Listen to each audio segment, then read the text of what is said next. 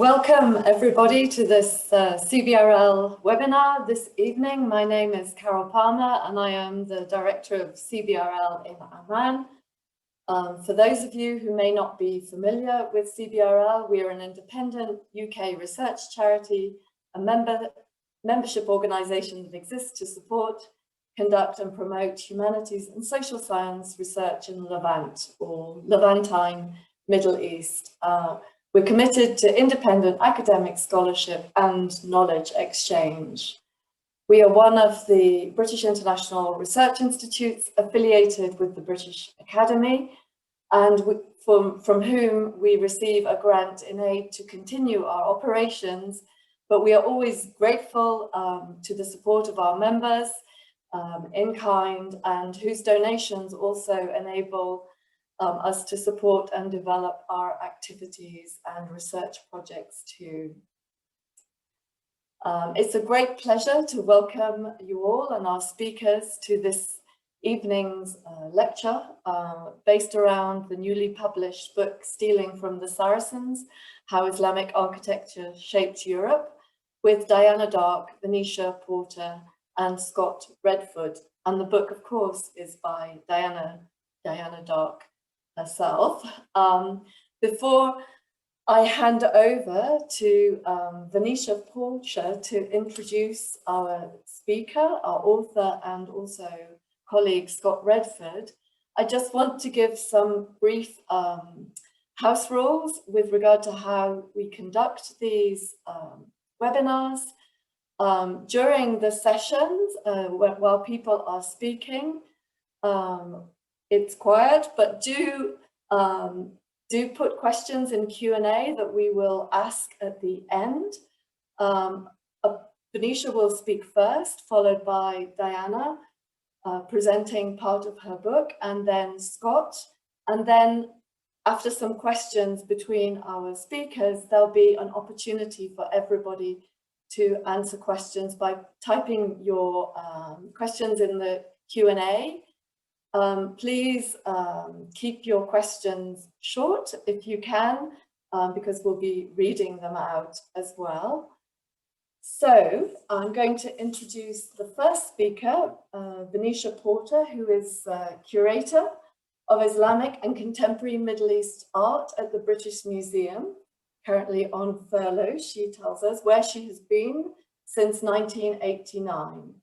Among her exhibitions are Word into Art in 2006 and Hajj, Journey into the Heart of Islam in 2012.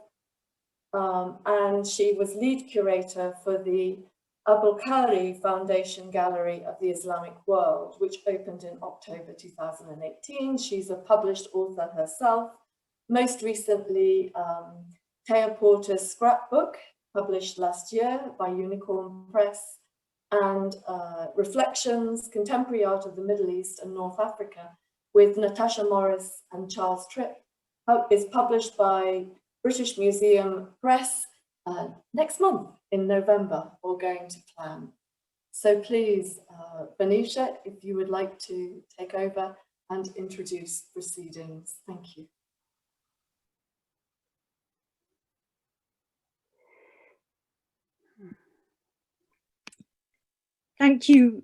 Thank you, Carol, so much, and a huge thank you to CBRL for hosting us here today.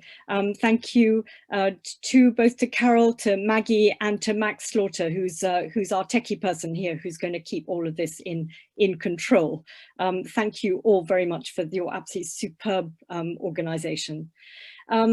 It's my great privilege to be introducing our speakers and to be chairing this event today.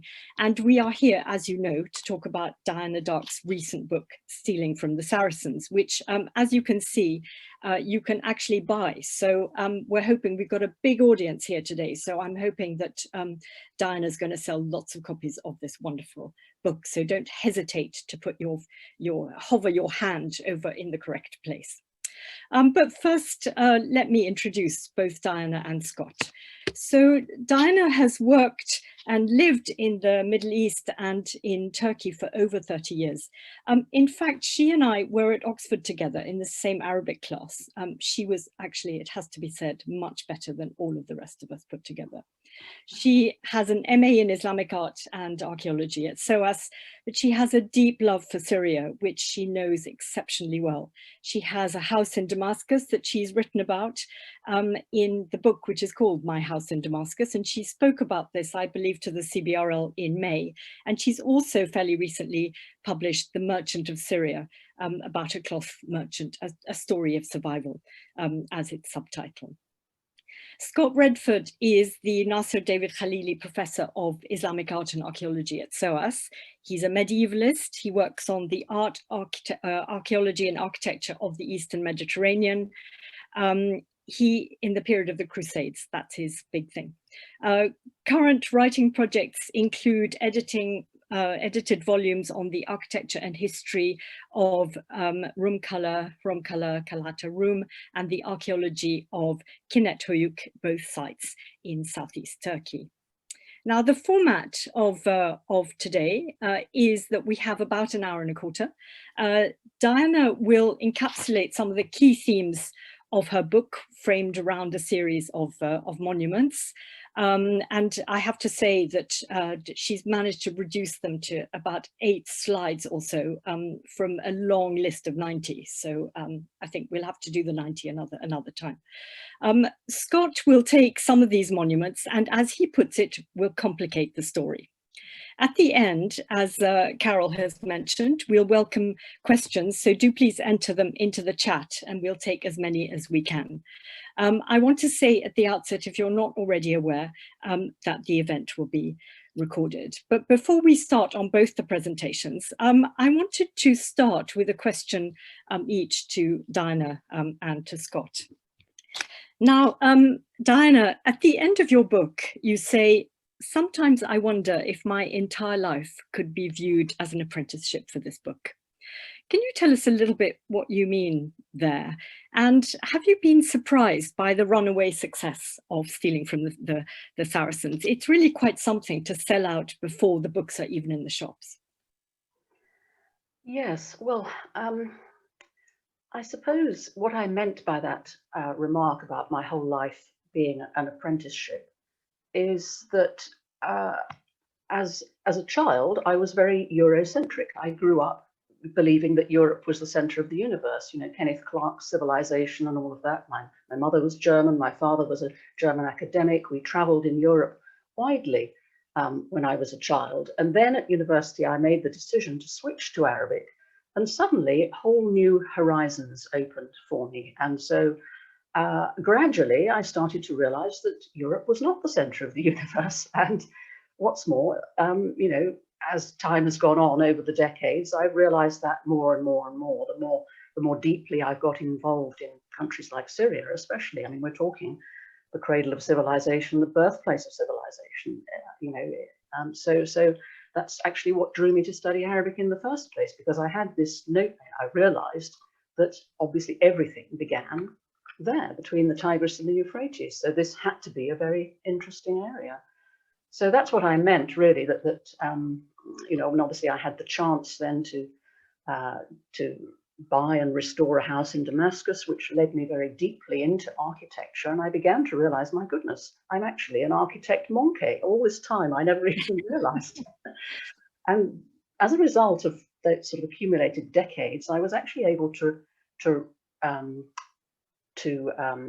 write the book incredibly fast. It just kind of poured out of me. And so, you know, maybe that shows in some way in the book, because it did kind of just flow out, really. And Hearst have done a beautiful job with the production, I must say. And when I first asked for all the illustrations I asked for, you know, about 150, I never dreamt they would say yes to them all, but they have. And, you know, for this book to be available at, you know, basically £20 more or less is astonishing. I mean, they've done a brilliant job. So I think that's part of the reason why it's sold out. And the other reason is, of course, a very, very good review by The Guardian.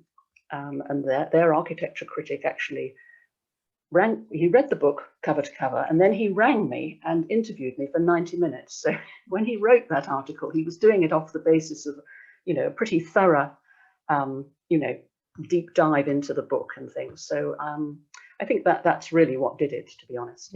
Yeah. Well, congratulations. And so now, Scott, you've spent decades in the Middle East, especially in Turkey. Now, when we were all young and studying Islamic architecture, art and architecture, we could go absolutely everywhere in the Middle East. Now, to you as a teacher and to your students, how big a difference do you think it makes that, quite apart from the situation we're in with the dreaded coronavirus, that these places are getting increasingly inaccessible? So what difference do you think that means, in terms of your teaching? Well, Venetia, of course, it's a terrible loss, and this is one of the great things about having the CBRL, right? So there are BIRIs, British International Research Institutes, and a few other like these from other European, North American countries. But they're underfunded. They can't do what they used to do. And I do archaeology as well as art history. There are fewer and fewer excavations that are available. Some of this has to do with, of course, the political situation in many of these countries. Part of it has to do with viewing foreigners in a nationalistic sort of post-colonial light, foreigners, that is Europeans and North Americans. Part of it, though, you can't blame on the political situation or on COVID. As I wrote to you yesterday, part of this has to do with a trend it's over 20 years old, so it can't be really called a trend, a turn in art history that is more theoretical and less concerned with actual works of art and architecture. I know my colleagues will get mad at me for saying the word actual, but I will just quote my colleague Henry Maguire, a great Byzantinist, who wrote almost 20 years ago, while our colleagues are busy deconstructing the monuments themselves are deconstructing themselves. And to add to this, there is a trend, especially in many Islamic countries, to restore historic monuments to within an inch of their life, if not to kill them entirely by facelifts and other parts of the anatomy being lifted and completely done. So it's a terrible situation where you are just basically, you're seeing these wonderful monuments, these wonderful cities, either disappearing or just not being as important as they used to be. And once again, a plug for the CBRL and for the other BIRIs and the lifeline that they throw, doing a lot with very little money to bring young scholars out there, to expose them to the monuments, the landscape, to stay in Diana's house. No, I'm just kidding. And, to set up networks with scholars and local scholars, etc. So there are many things to say, but these are a few of them. Yeah, thank you. Well, I should just say that we've already had a comment from Dino Politis to say he absolutely agrees with you about particularly about the state of the monument. So thank you very much, Scott. So now, Diana, it's over to you to give us, as I keep terming them, your desert island discs of your photographs. Thank you. Okay.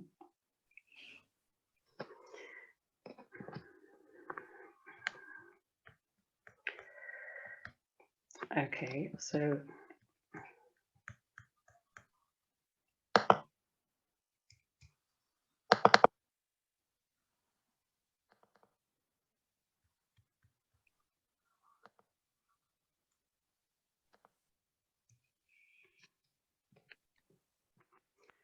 right, so Venetia has confined me to 8, so this is a very much a sort of potted synopsis, really. So obviously I'm only touching on a few things because it's a vast subject, obviously, and I'm giving a big picture. I mean, the book itself is a big picture, a huge, a giant circular jigsaw is how I describe it at one point. So, forgive me if it's so précis, but of course it's also it's meant to be giving a very quick overview. So this first slide is is really that the reason I wrote the book was when Notre Dame went up in flames, and so much coverage, the world's attention on it, and everybody was talking about it as the French national identity going up in flames. And there was not a word of acknowledgement about the backstory of this Gothic cathedral, of all Gothic cathedrals. And that sort of riled a bit with me. And it made me feel, you know, wait a minute, can't they? Of course, it's a catastrophe. And of course, it's a beautiful building. And it does represent France in so many ways. But can't you acknowledge that a lot of these architectural features actually came from elsewhere? And so it was that actually made me want to write the book in the first place. And the decapitated statue on the right-hand side is a statue of Denis, the patron saint of France. And this statue actually is on the facade of Notre Dame. And the reason I put it there is that one of the things I explained quite early on is that the whole sort of philosophy of Gothic architecture actually comes down to a medieval muddle about the identity of three different Denises. And just to cut a long story short, the main key is that the real identity actually turns out to be a Syrian monk. But people didn't realize that at the time of Gothic. In the Middle Ages, people thought that this great philosophy of light and light equals God all came from somebody who was claiming to be a disciple of St. Paul, and his name was Denis. So we're now going to Syrian Denis, if you like. This is where Syrian Denis, a late 5th century monk, would have lived here in northern Syria. And by the way, when I say Syria, I don't mean the modern amputated state of Syria. I'm talking historic Syria, which of course stretched from the Taurus Mountains right down to the Sinai. So essentially the whole of the Eastern Mediterranean. And this I'm showing you because it's very, very important, of course, to acknowledge what Islamic architecture built on. A huge legacy of classical Roman, Byzantine, and Persian, Assyrian. I mean, so many influences there. And so early Christianity, the first thing that we can recognize that was called a church was actually in Dura Europos, a house church in the 3rd century. Because of course it took many centuries before anything that we would recognize as a church was built. So, and here in northern Syria, east of Aleppo, still covering the hillsides there in what is now rebel-held Idlib province, we have the remains of over 2,000 stone-built churches, known collectively as the Dead Cities. And of course, these are impossible to visit now, but there in stone, and undeniably so, you have the earliest, the transition from pagan architecture, from temple architecture, if you like, into the beginnings of Christian architecture. And you have on the left there, the church known as Kalblause. There's only room in the slide to put one of its towers, but it's a sort of early Romanesque. This dates to 460, so we're talking late 5th century. The first time that the style of two twin towers and a monumental archway appears. And this was actually, it was to receive pilgrims on their way to St. Simeon's Stylites, the basilica. Everybody wanted to go and visit St. Simeon preached from his pillar. And in this picture, that's all that remains of his pillar. And well, that was before the war. Sadly, it's been blown to smithereens by Russian airstrikes in 2016. So even what you're looking at there is now gone.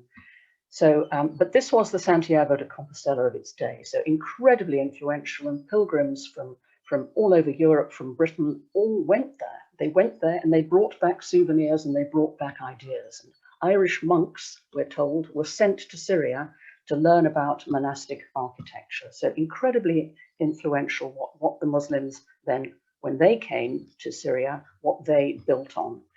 And this now is the facade of the Umayyad Damascus Mosque, the main picture there. And I'm showing you this to show how blended early Umayyad art was, the first Islamic art. You can see how it's absorbed this idea of the three arches into the mosaic facade. It's taken the Hellenistic columns and the capitals, and it's blended all of that. It's synthesized it into something new. And in the little inset there on the left, that is the interior of the dome of the rock. And in that, in the bottom of the dome there, you can see the very first trefoil arches around the bottom of the dome there, which later get absorbed and move on into Gothic architecture because Christians take them as a representation of the Trinity. So staying with Umayyad art, now this is another example of where this is the stone rose window, if you like. Some people postulate this as the first stone window. You can argue about it. You can say, oh no, that's a load of nonsense, but it is actually a development from the early oculus that occurred in the churches of the cities of the dead, and fragments of stained glass were actually found in St. Simeon's, and also here in this Umayyad palace, which is Khirbat al-Mafjar. It's near Jericho in what is today the occupied West Bank. And again, fragments of stained glass were found in these windows. They were decorative windows. And of course, there on the right, you've got Chartres Cathedral, where, centuries, because these things take centuries and centuries to evolve to this kind of level. But it's a very slow and complex process. Craftsmen take years and years and years to develop the styles until you get to the absolute epitome of it with something like Chartres, where again it's meant to be a decorative window. It's the sun. So all these elements can be traced right back to the beginnings of Christianity that Islamic architecture then takes over and develops further. And then, of course, when the Umayyads come to an end, one Umayyad prince, Abdurrahman, manages to escape across North Africa, and he founds Syria, if you like, in Spain, Andalusia. And the building that epitomizes that is the Cordoba Mesquita in Cordoba, of course. And here is where now the skills, everything that the Umayyads have synthesized, you can see the trefoil arches again now being developed much more around the mihrab here on the right-hand side. And on the left-hand side, you have one of the earliest examples of ribbed vaulting, where again, the geometry of this vault was examined only recently in 2017 by some Spanish architects who got permission to go in and do a structural survey of it. And they were astounded, they were flabbergasted. They hadn't seen anything quite so wonderful ever. It was the most perfect example of geometry, and it hadn't needed repair in its entire 1,000-year existence. And in the arches below, again on the left-hand side there, you can see how the trefoil arch is now starting to develop into cinquefoil. So you've got 5, and then multifoil, and so everything starts to develop further and further.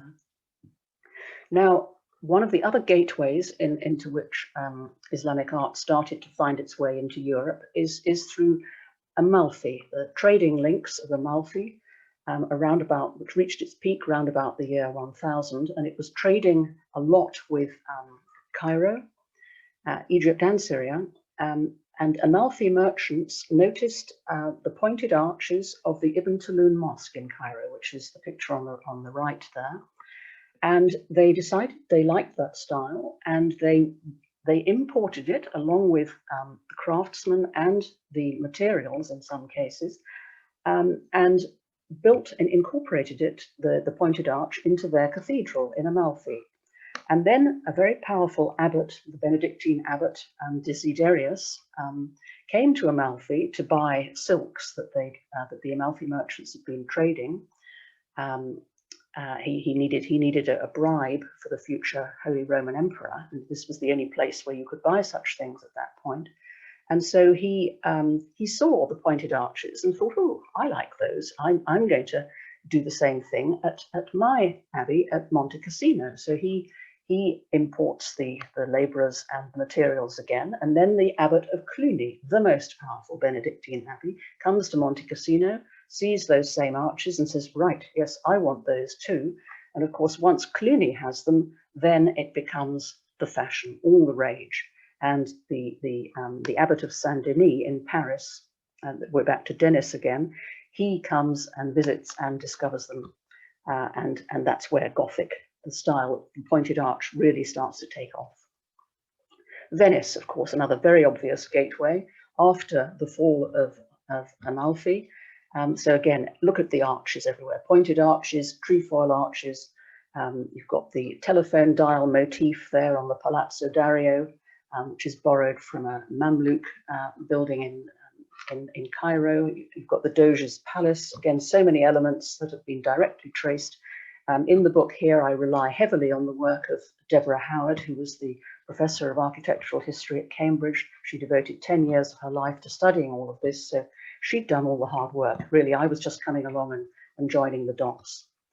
And then the final picture here, on the left, we have Burgos Cathedral.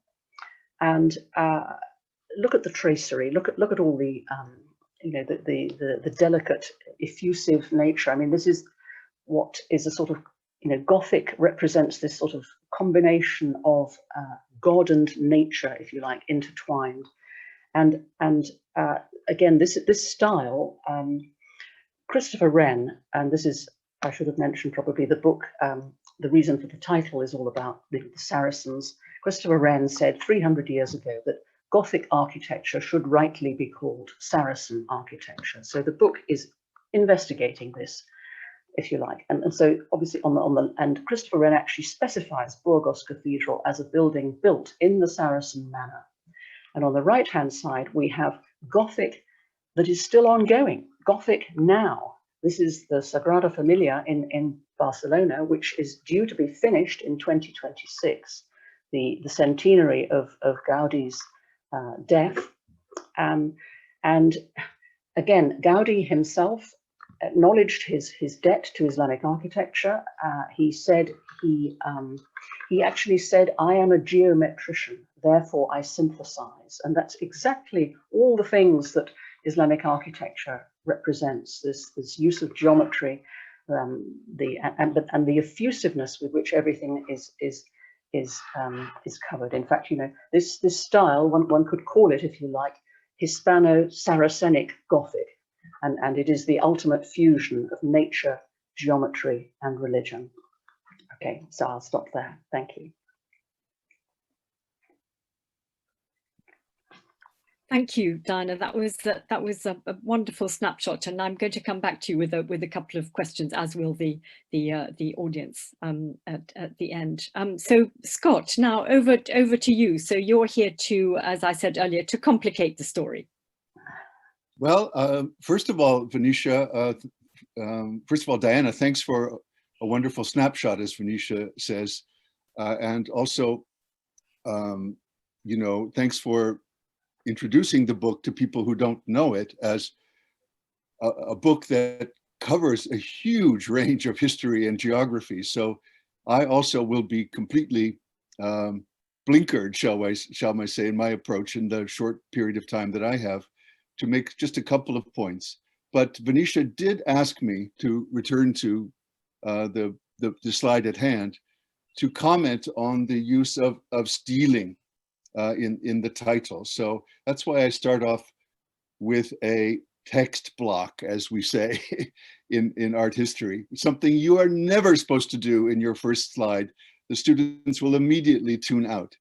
But I thought immediately of this quote from T.S. Eliot, the internet or the speed dial version of which you see at the top, and the actual quote below it.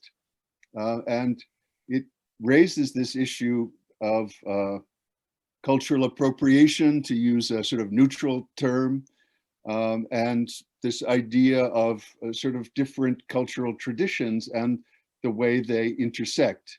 And I'm very much a person who believes in borrowing and stealing, and my students get very, I hope none of them are listening, students can get very frustrated when I'm teaching an Islamic art course and I start showing Byzantine art, as I will in just a minute, that sort of stuff, Armenian architecture, as I will as well. So I'd start with this text block because I was asked to comment on the word stealing, which is in this case, of course, a positive act because there's something there that you want. You're a magpie and you see something shiny and you take it and you put it back in your nest. And T.S. Eliot, of course, says that maybe you'll make this thing, whatever it is, something better, but at the very least, you will make it something different if you steal and if you do, not if you borrow. Okay, so that's my attempt at an answer to the question that I got from Venetia. Diana is our slide projection on this. So the next slide goes back to a monument that is central to Diana's book, or at least mentioned many times in Diana's book, and she has shown it previously. So I want to, as Venetia said, complicate things. Academics are always infamous for wanting to complicate what seem to be very straightforward issues, and just sort of try and shade the binary of Christian and Muslim, and talk about this idea that Diana mentions in her book as misunderstanding, or just now in her presentation, she called it a muddle, because of course, nobody is making chronologies of buildings. Nobody really necessarily knows the languages of the inscriptions on buildings and works of art. And so people, if you want, creatively appropriate and creatively misunderstand them. And the Dome of the Rock, of course, is a case in point. Muslims are creatively misunderstanding it within a century of its construction, and it is not just the Crusaders who creatively misunderstand it, as the temple known to our Lord. Diana in her book points out that there are very long Quranic quotations on the inside, how impossible it is to think of it as having been, a first century building. But, the Muslims themselves creatively misunderstand it because it's not a mosque. What is it? There are all sorts of aspects to it that are then sort of adjusted within Islamic cultures, including the reason for these beautiful Iznik tiles on the exterior of the building, which were added by Suleiman the Magnificent, the Ottoman Sultan, who thought of himself as the second Solomon, and he thought about this as Solomon's temple. Now for the Crusaders, Solomon's temple was the Al-Aqsa Mosque, but these meanings have jumped around. So this is an idea of thinking about perhaps the way people are experiencing buildings at the time, as opposed to the way we try to teach them and we experience them in the 20th and the 21st centuries. And Diana, again, may I get the next slide? I feel embarrassed asking her. Mm-hmm. Another example of creative misunderstanding comes, of course, in 12th century Syria. This is Diana's backyard. Actually, this is the entrance to her house, just kidding. And one of the most famous works of medieval Syrian Islamic architecture, the Hospital of Nur ad-Din Zengi. But just look, usually when you teach it, you talk about the gate, the wonderful doors with their geometry, the introduction of muqarnas. These are all important things about this building, is not to mention Islamic science. But just look at that little Roman edicule that's sticking above the entranceway. What's that doing there? And of course, in the 12th century, there's something that some scholars have called the classical revival. And there are scholars like Julian Raby who say, well, that actually these Roman ruins are being incorporated into Islamic buildings because there is an idea at this time that these actually are early buildings of the Umayyads. And Diana very skillfully talks about the way the Umayyads grow out, of course, of the late antique heritage. So this is a creative misunderstanding. Another example of a different creative misunderstanding that also helps us break down, these ideas of borrowing and repurposing shall we say. Let me move on before I say anything more. As promised, this is a setup slide to remind those of you like Dino Politis who have never been to Hosios Lukas, just kidding, Dino, that, the great late 10th, early 11th century monastic complex in Boeotia. And this is a general view of it. I'm going to be showing a close-up of the interior of the church that's on the left, and then a detail from the exterior of the church that's on the right. Next slide, please. So Byzantines, the great foes, of course, of the Muslims. The Constantinople, of course, was attacked by the Umayyads 3 times. And we are taught and we teach the art of the Christian East differently from different courses, different scholars than Islamic art. This is something, the issue of the relationship of Byzantine art and architecture to Islamic art is something that has puzzled scholars going back even before George Miles in the 1960s, who wrote, a numismatist who wrote the articles that first specifically identified the use of Arabic writing or Arabic-like writing extensively on Byzantine churches, not just any building, but on churches. And so he viewed this strictly as ornament because his ideas of what Islamic writing can do on Christian works of art was blinkered at that time, despite the fact that, of course, he's a great scholar. And Diana mentions this feature of, oops, sorry, go back, please. I was waving my hands, but I wasn't waving them in that way.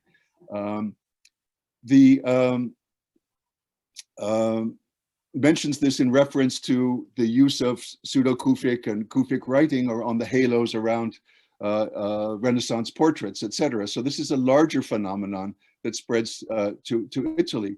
Those of you who know Arabic, though, if you look closely at the top line of the row of bricks on the right-hand slide, you can see a very stylized Kufic representation of the word al-mulk, which is an abbreviation of the term that Diana mentions a couple of times in her book.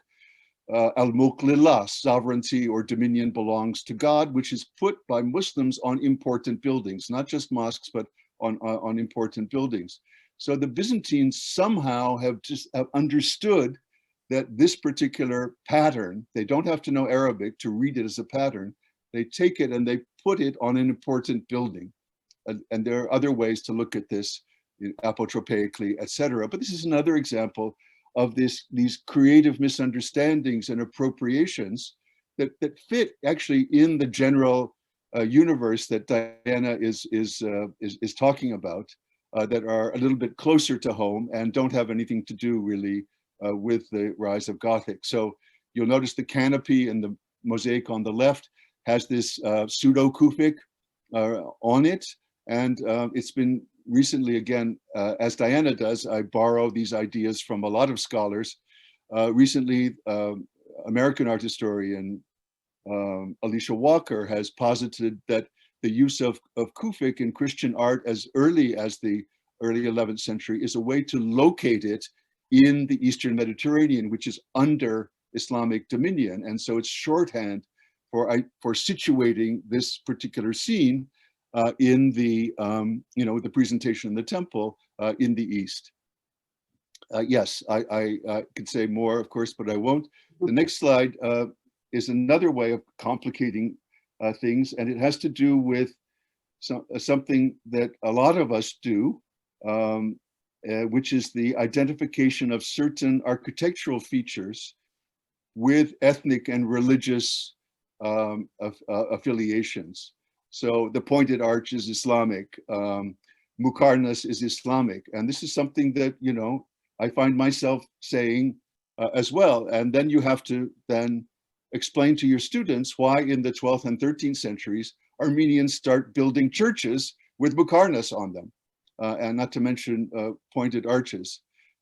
You can go to Islamic Spain, of course, and talk about the way that the early Muslims then are appropriating Visigothic or late Roman architecture in addition to the Syrian architecture that's mentioned in Diana's book. Again, I don't want to over egg this particular custard, but this is such a confusing issue to the Turkish present-day Turkish guardians of the wonderful medieval capital of Ani, that the sign in front of this church of the Holy Apostles, calls it a caravanserai. So much does the entranceway to this narthex look to the Turkish art historians, rightfully so, actually, as a building that could be Islamic. And I think I have one more slide.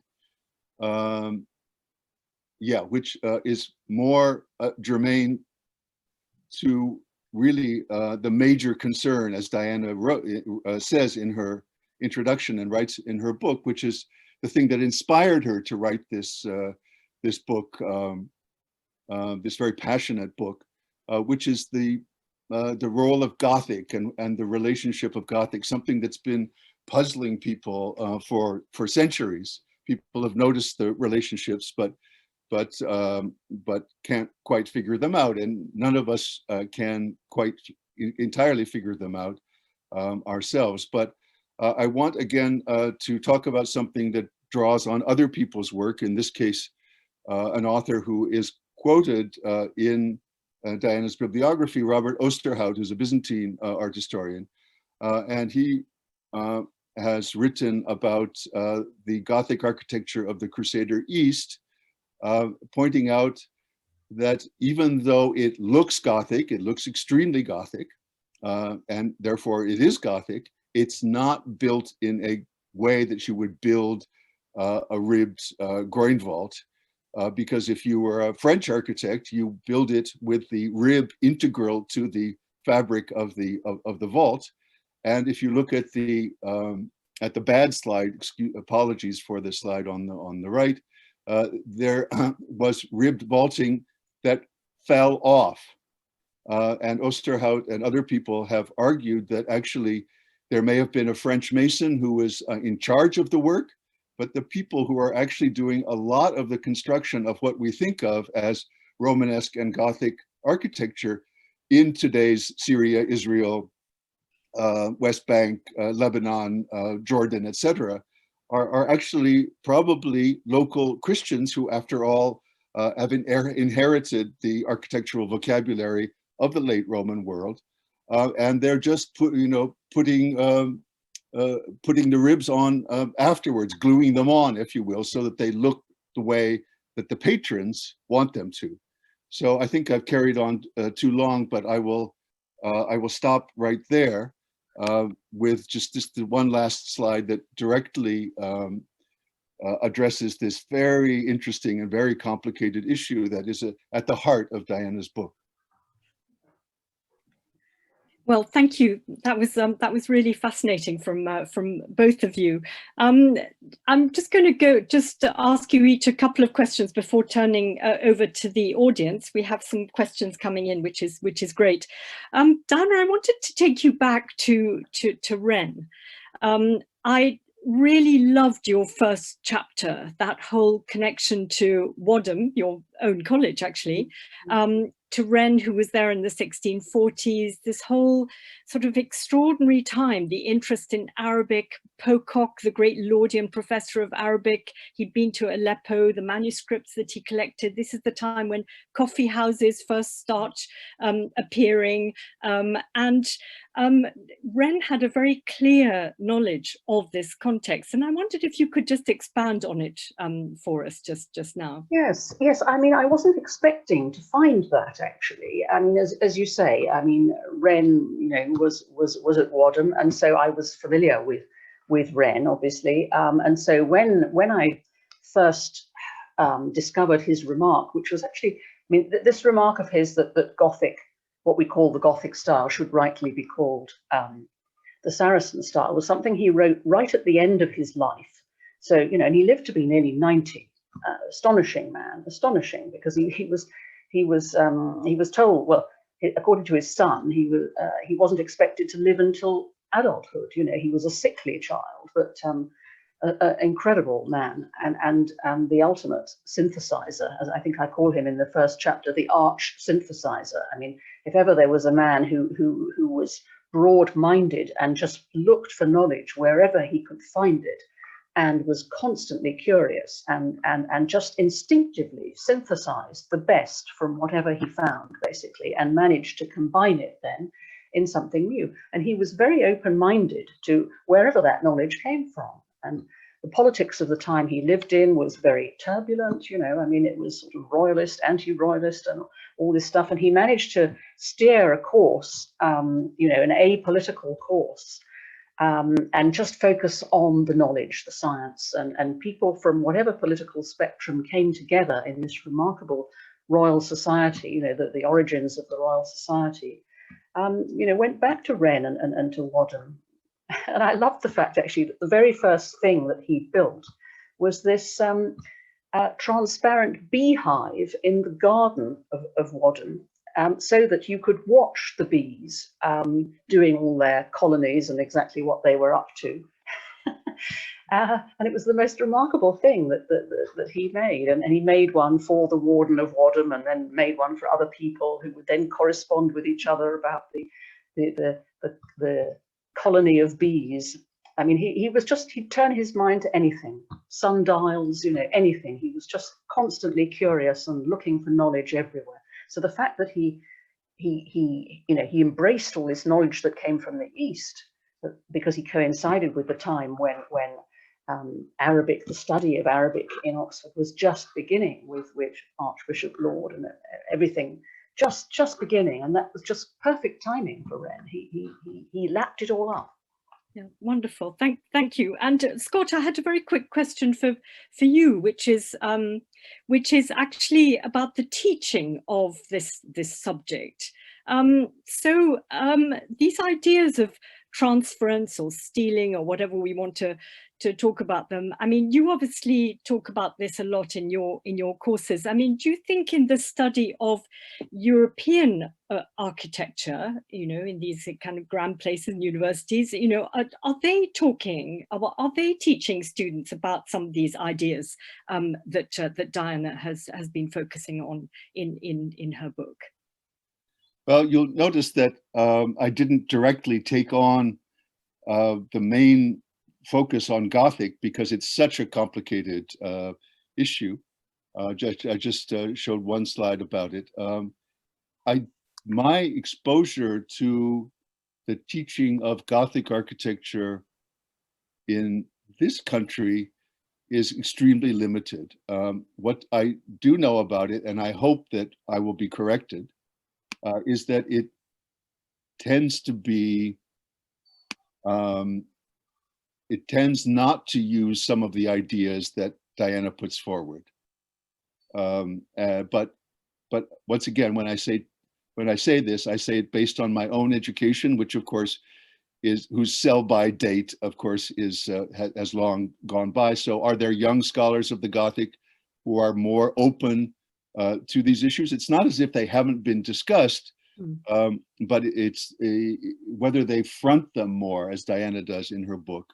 I just don't know, so I don't want to speak that way. No, it's interesting. Now I've got a question. I'm going to take some of the questions.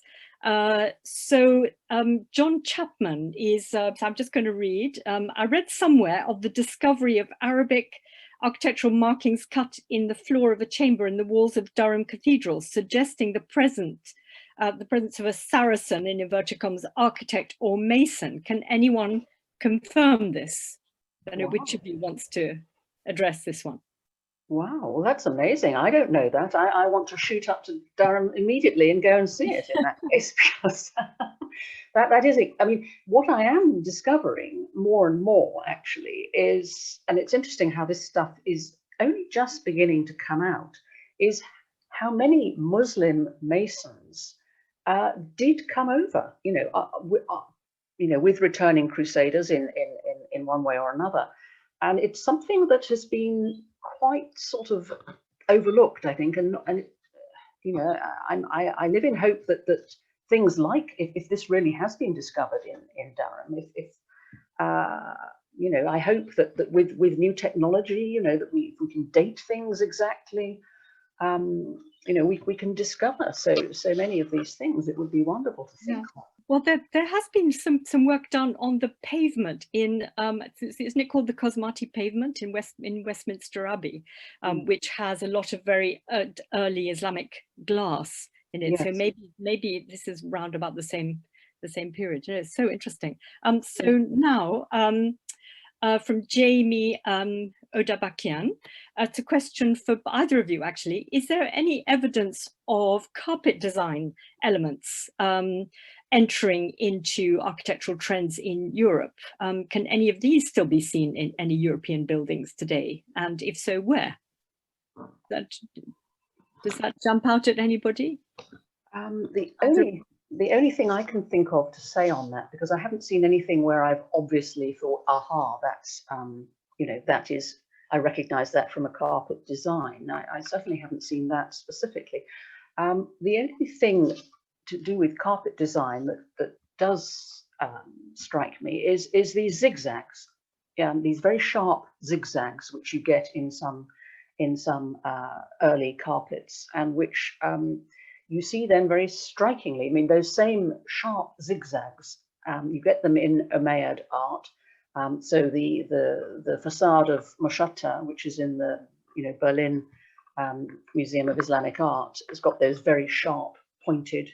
In fact, I would have put one in my pictures if I'd had more, but because it's a very striking image, because then it's so reminiscent of the way those very sharp angular arches on the southern side, the southern facade of Notre Dame, and you again in some other cathedrals, that very and that I was told in Damascus when I was restoring my house, because actually my house there around the courtyard has got a zigzag pattern just above the first floor going around, and I was told that is a very early Mesopotamian design, sort of slightly reminiscent of the ziggurat of Ur, I presume. So it's almost one of the very earliest architectural patterns, this zigzag.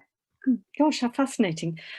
So now I have a comment and a question from I'm sorry, Venetia, I'm sorry to cut in like this, but may I just, before we get too far away, I'd like to add something to the first question, which is that and this doesn't really have anything to do with the second question, but just because it's on the floor, based on what you were talking about, cosmotesque floor coverings, in our excavations at Kinet, but also Israeli excavations in Acre, we have found that the Crusaders are making glazed tiles, or that in lands that are under Crusader control. We always think of tiles and tile revetments as something that's Islamic. Again, one of the things that seems to be something nice, and so they start making it themselves and using it themselves and exporting it. So it's very interesting to see that tiles on cathedral floors start in France in the mid to late 12th century and then spread, of course, to Westminster.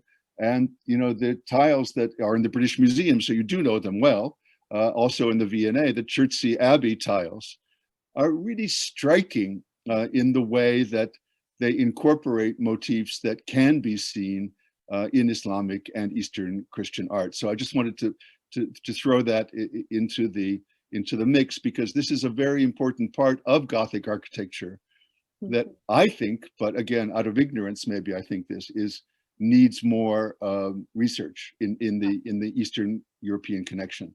Thanks for allowing me to butt in like this. No, I'm sorry, I should have asked you. So maybe Diana, that's for another chapter when you do the, that's right. The 15th reprint of this book. Now I'm going to bigger. now I have a comment, very nice comment and a question. So from Zaidan Kafafi, he says he wants to convey His Royal Highness Prince Al Hassan's greetings to the participants of this meeting. So please, we send our greetings back. That's lovely. And then the question is, I think this is addressed to you, Scott. Again from Zaidan, I believe that the Dome of the Rock was built by Abdul Malik due to political reasons and not for religious reasons. What do you think about that? Yes, the Diana's book will get even more immense when we start entering into that. There are just acres, not acres, but gallons of ink that have been spilled, of course, on the real reasons, I guess, for the building of the Dome of the Rock. And we just don't have the time to get in there. And it's very hard, of course, to separate even Muslim from non-Muslim ideas in the early Islamic period, but also to separate politics and religion. So I'll just put it, there are many, many different theories, and we just have to leave it at that. They're all fascinating. I'll tell you what I was taught when I was doing my MA at SOAS on this. What we were taught was that the Dome of the Rock was the first political Umayyad statement by Abdul Malik to say that here we have arrived. We are, because again, there's quite a lot has been written about how when Muslim armies first came into Jerusalem and into Syria, Christians actually didn't realize they were a completely different religion. They just thought they were another sect of Christianity. And so it was what, sort of 50 years after they had actually taken the city. I think that the Dome of the Rock was built, and the interesting thing about it is how synthesized it is with you know, in that people look at, you know, a Eurocentric historian would look at it and say it's a Christian building, it's a Byzantine building, it's not an Islamic building. But again, you know, this is, as you rightly say, you can argue about that and to and fro about so many things there.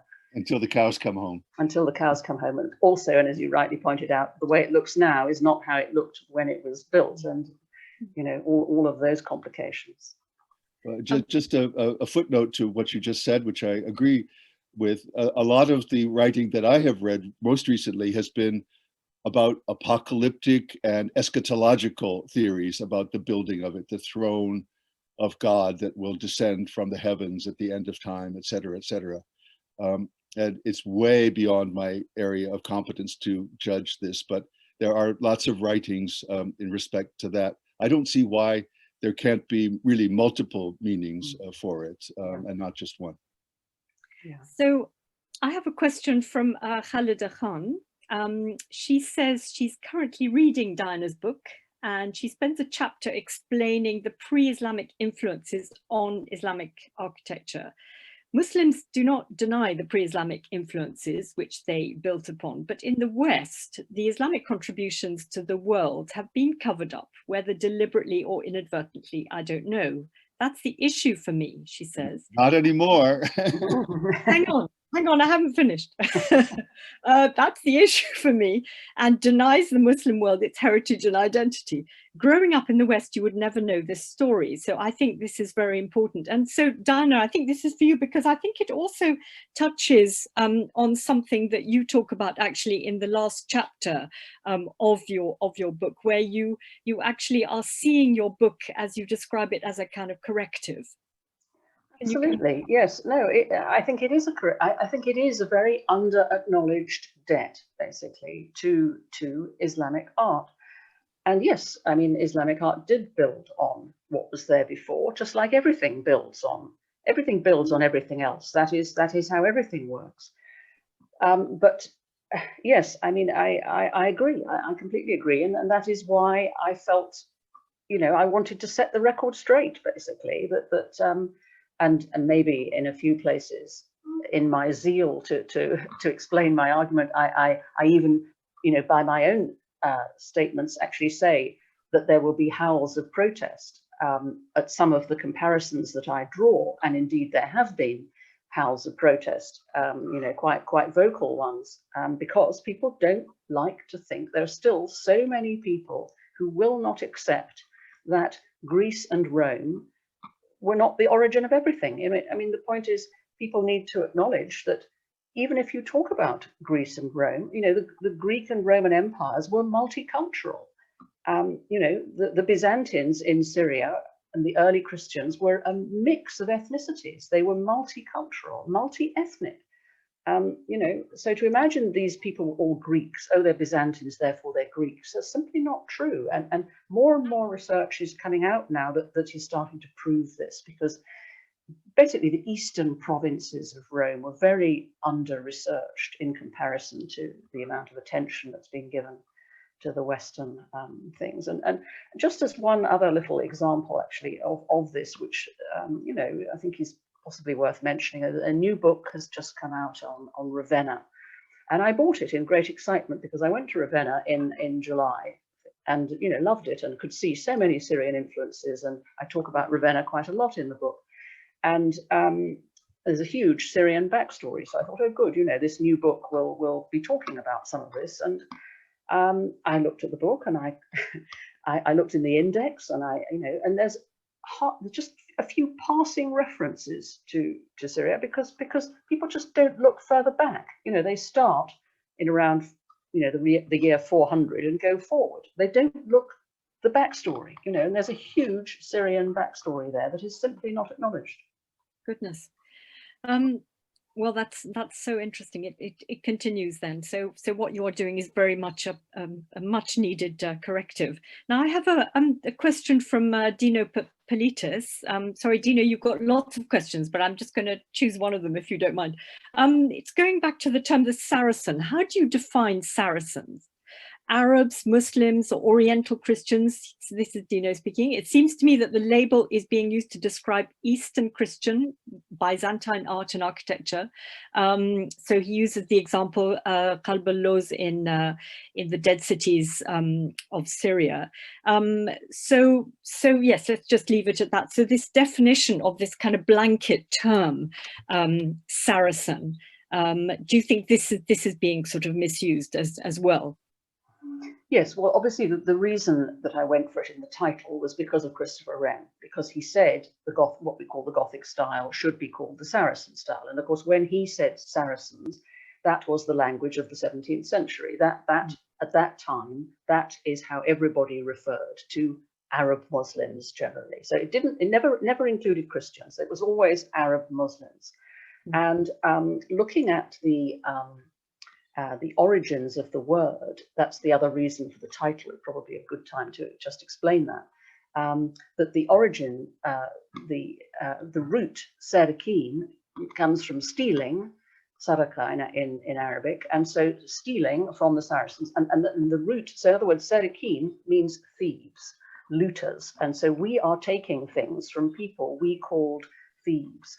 But the word itself, Saracens, actually is not a, you know, it goes way back. It goes back into you know, the 2nd century AD, way pre-Islamic by a long way, and it's a nomadic tribe in Arabia. But over time, it comes to loosely be used in the West, if we're going to use that language, to refer to Arabs generally. And so with the Crusades, it just gradually gets absorbed into this meaning of all Arab Muslims.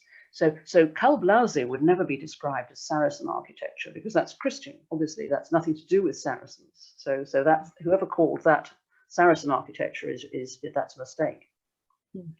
It maybe I misinterpreted that when I was sort of paraphrasing that, but there's a kind of follow up in a sense. This is from Manaf Bilal. It's again that idea of Arabic. She says I feel that the overuse of the term Arabic might be misleading in these contexts. That it's more about what she's saying is, put very simply, for millennia the Levant has been this melting pot in which old world culture converged. So everyone near contribute to and scooped up from the geographic and perhaps cultural agora of the region. It's a rather nice way of putting that, I think. So I'm just going to, I've got a few more minutes. Let's see, Ahmed Lash, thank you for this. Oh, I've lost you, wait a minute, there it is. Thank you for this nice presentation. Just to confirm that the Al-Mshatta decoration and building technique came from Eastern Syria and Mesopotamia. Is that a question or a comment? I think, I'm not sure which. I don't know, Diana, anything here? Scott? Yeah. Perhaps he's mentioning Mshata because it has the large zigzags on the The facade. zigzags, exactly. It has the very striking zigzags, yes. It could be. I've spent much too much of my professional life writing very learned articles that no one reads about zigzags. So Come on, tell us. talk about zigzags. We want to know about your zigzags. Go on. No. I really, I say this in jest, but it really is. We only have a few more minutes, so you know, I don't want to zig or zag. Well, I think in that case, I'm going to ask Diana a last question, which is it's to go back sort of to the question I asked you at the beginning, which is that all of your life had been leading up to this. So what is next? I can't believe that you don't have another book going on either in your head or already on the computer. No, I can assure you that although I am indeed commissioned to write, in fact, a history of Damascus, but wow. That's you know, that's something that just keeps getting put on the back burner because I just get you know, I get usually my reason for writing a book is because I get, you know, worked up or angry about something that I feel needs correcting, and this one is still very much in the forefront. I mean, my current obsession is stained glass, because there wasn't a chance to mention, actually, this is another wonderful discovery, that the raw materials from of all the glass in our early Gothic cathedrals has all been shipped over from Syria. I mean, astonishing. And Venetian recipes specify that they want the cinders of Syria, as they call it, because they know that that is the best, because it's using this organic plant ash, which gives that early glass this wonderful sort of spiritual effect, because it's full of imperfections. And so this is why when the light shines through it, it gives this wonderful, mysterious, spiritual glow, which when you then restore it and put in a modern bit of glass, that's all lost, finished, you know. And it's tragic that actually these days very little of that original Syrian glass is left. I mean, I was able in July to do a tour of quite a lot of Gothic cathedrals in France, and I was sort of saying, well, wait a minute, where is it? And the more I looked and asked, they said, oh yes, actually, you know, it was lost in a fire, or it got smashed, or it got restored to a degree where, frankly, you know, it was destroyed by the restoration. So the bits that remain are actually in museums. So the V&A here has one of the best collections, and I would really recommend people to go and look at the V&A's stained glass collection. And you'll see that Syrian stained glass, I can tell you, because it's all been analysed now properly scientifically, is in Canterbury Cathedral, in York Minster, in Chartres, and in Saint-Denis, and in Rouen. And I think as people do more and more research on this, they will find it more and more in those early magnificent stained glass windows with that beautiful blue.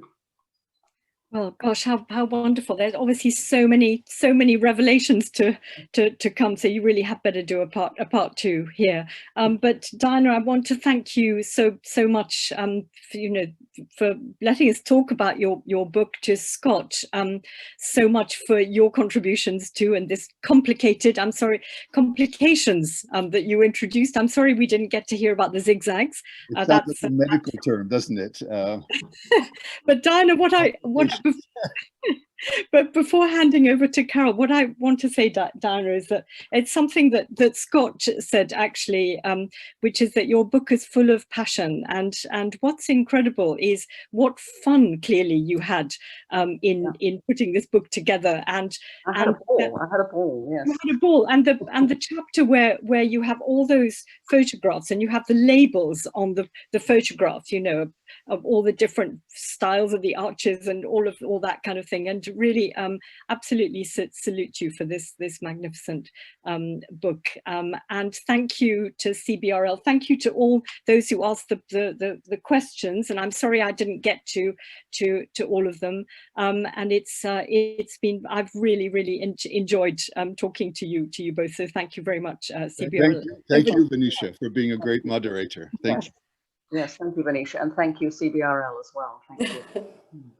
Thank you. I mean, I'm just going to echo the thanks to all of you to Diana, to Scott, and to Venetia for chairing so wonderfully, and to everybody who has attended today and asked questions.